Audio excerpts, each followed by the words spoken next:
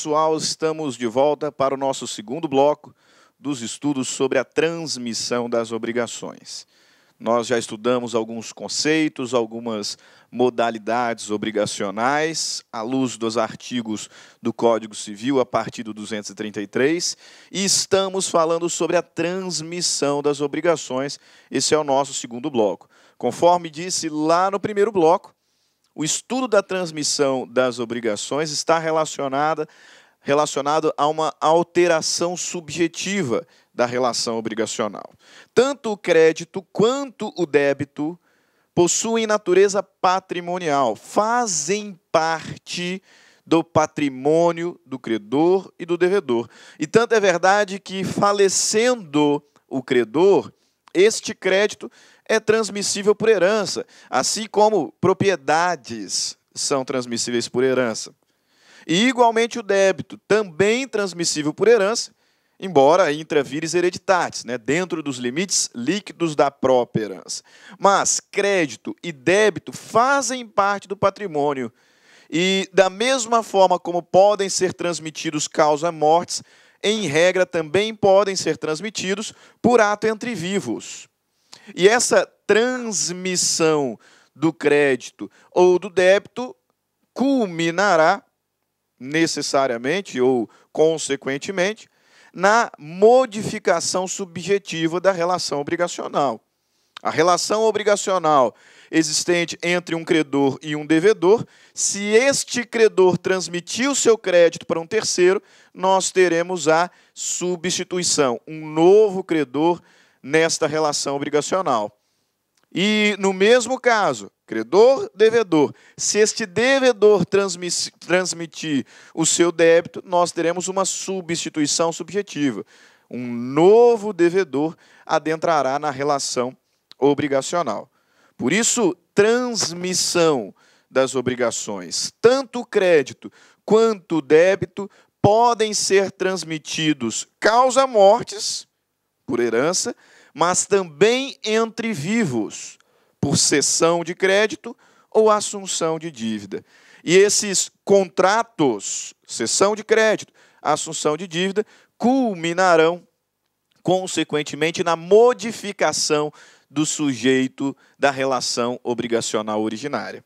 Sai o credor originário, entra novo credor. Sai o devedor originário, entra novo devedor. Na aula passada, postas essas questões conceituais, principiológicas, fundamentais, nós analisamos a cessão de crédito. Falamos sobre todas as regras relacionadas à cessão do crédito. Vimos que a cessão de crédito é um contrato entre o credor originário, chamado cedente, e um terceiro, que se tornará o novo credor, chamado cessionário. E este contrato não depende de consentimento do devedor. O consentimento do devedor não é pressuposto de existência, nem pressuposto de validade. Na verdade, o devedor precisa ser notificado, mas mesmo a notificação não é pressuposto de validade da cessão de crédito. É pressuposto de eficácia.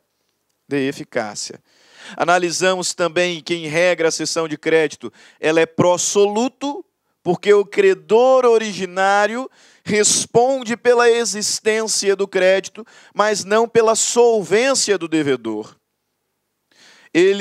Credor originário, cedente, responde pela existência do débito, mas não garante que o devedor vai pagá-lo ou ainda que terá como pagar. Portanto, não responde pela solvência.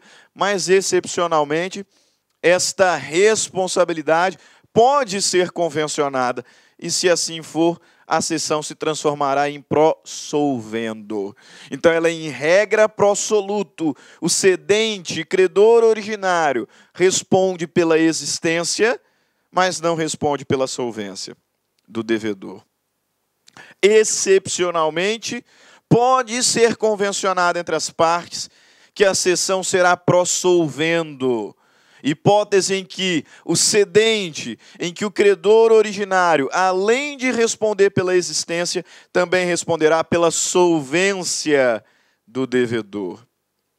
E se no futuro o devedor não for solvente, o cedente, o credor originário que alienou o seu crédito, responderá pelo valor que recebeu,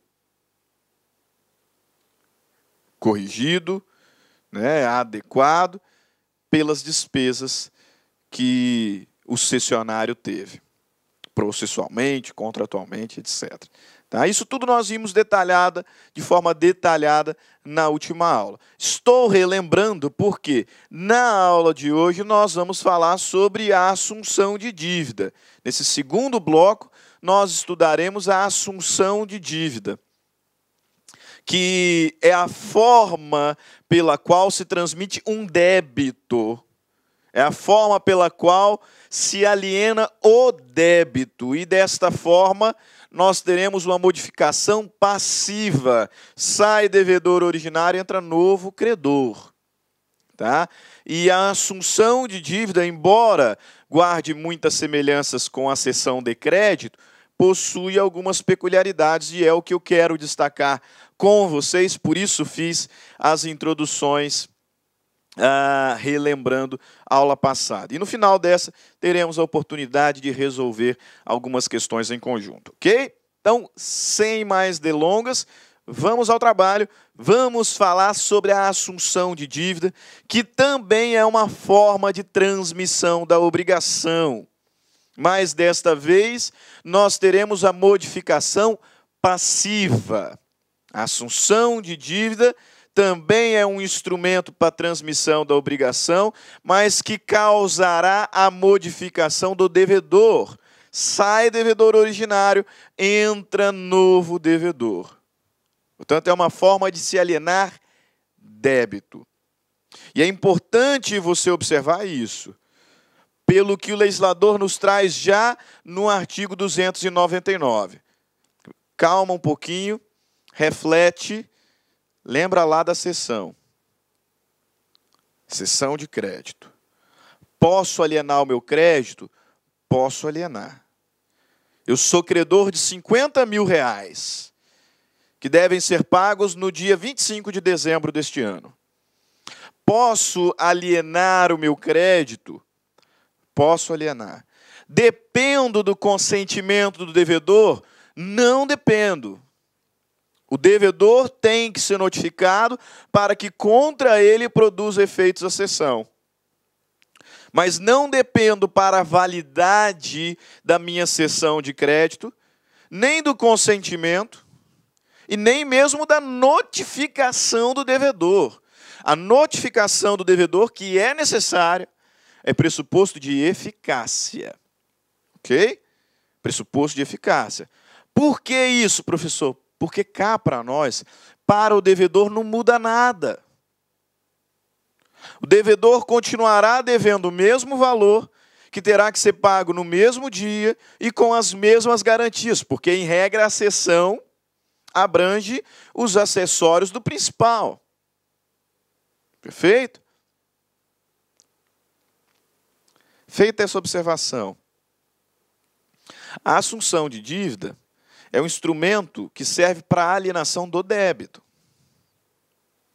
Nós teremos a modificação passiva da relação obrigacional. Sai devedor originário, entra novo devedor. Este contrato precisa de consentimento do credor? A resposta é sim, precisa. Observaram por que fiz toda essa reflexão? A assunção de dívida depende do consentimento do credor. Mesmo que ele não seja parte deste negócio jurídico, em que o devedor originário está alienando o seu débito para um novo devedor. O credor não é parte dele. Mas a assunção depende do consentimento do credor, porque para ele muda. E é muito óbvio. Imagina que eu te emprestei 50 mil reais. Quando eu te emprestei 50 mil reais, eu analisei as suas condições de me pagar. Eu verifiquei no caso concreto se você era bom pagador, se você não tinha nenhum problema de crédito junto ao Serasa, ao SPC. Analisei o seu patrimônio que garante o meu pagamento. E agora queremos aceitar que a assunção de dívida, que implicará em modificação do devedor, possa ser feita sem consentimento do credor? Não pode. Não pode. Vai que entra um sujeito no lugar, mal pagador, isso vai influenciar diretamente na minha pretensão, credor. Perceberam? Vem para o texto legal. Artigo 299 do Código Civil. É facultado a terceiro assumir a obrigação do devedor com o consentimento expresso do credor, ficando exonerado o devedor primitivo, salvo se aquele, ao tempo da assunção, era insolvente e o credor o ignorava. Texto importante, hein? Texto muito importante. O legislador está nos dizendo que é facultada a um terceiro, alguém de fora da relação obrigacional, assumir a obrigação do devedor, com o consentimento expresso do credor. Com o consentimento expresso do credor. Diferença entre a assunção para a cessão de crédito. Na cessão de crédito, o devedor não precisa concordar com a cessão. No máximo, ele precisa ser notificado. E para que contra ele produza efeitos. Porque nem mesmo a notificação do devedor é pressuposto de existência e validade da cessão de crédito. Agora, a assunção de dívida depende do consentimento do credor, que é o outro polo da relação obrigacional, ficando exonerado o primitivo. Se o credor concordar com a assunção de dívida, o devedor primitivo deixa de sê-lo, estará exonerado. Olá, meus amigos, minhas amigas, e aí, gostou do professor Stanley? Digo para vocês, sem medo de ser feliz, que o professor Stanley é um dos melhores professores de Direito e Processo Civil do Brasil. Ele é uma estrela em ascensão, com certeza, professor Stanley, aqui da Lá Concursos. Eu quero dizer para vocês o seguinte, nós aqui da Lá Concursos, nós temos o Stanley como nosso parceiro, nosso professor, nosso amigo da nossa casa aqui da Lá Concursos. E ele preparou um super curso de Direito Civil, né? Então, o professor Stanley é o nosso professor aqui de Direito Civil e nós estamos montando uma isolada com todas as aulas de Direito Civil constantes no site para a galera. Quanto custa, professor? Você não vai nem acreditar. Olha só, 10 parcelas, tá? 10 parcelas de R$ 9,00, ou seja, R$ 90,00 você vai ter direito à isolada do professor Stanley aqui da Lá Concurso. Professor, o que tem nesse módulo, né? Nós temos a parte geral e nós temos também a parte específica, né? A parte geral das pessoas, dos bens ali, dos fatos jurídicos, né? É a parte geral do Código Civil, gravado por Stanley, e a parte especial, claro, não são todos os módulos, mas lá nós temos lá o direito das obrigações, nós temos das obrigações, temos contratos, parte geral, direito das coisas. E o professor Stanley tem uma agenda de gravação conosco aqui da Lá Concursos, semanalmente, durante 90 dias, Olha só, papo reto com vocês, durante 90 dias você vai ter direito a todas as atualizações no site. E além disso, você pode assistir às aulas quantas vezes quiser e na hora que desejar. Eu, professor Luiz, eu sou até suspeito de falar desse profissional maravilhoso que é o professor Stanley, mas eu digo para vocês que quem estuda com Stanley fica fã do direito civil e do processo civil. Essa isolada é de direito civil. Nós estamos preparando a isolada do professor Stanley também de processo civil. Tá certo, meus amigos? Então, um forte abraço, eu espero vocês aqui na Lá Concursos. Fui, tchau. Clique like.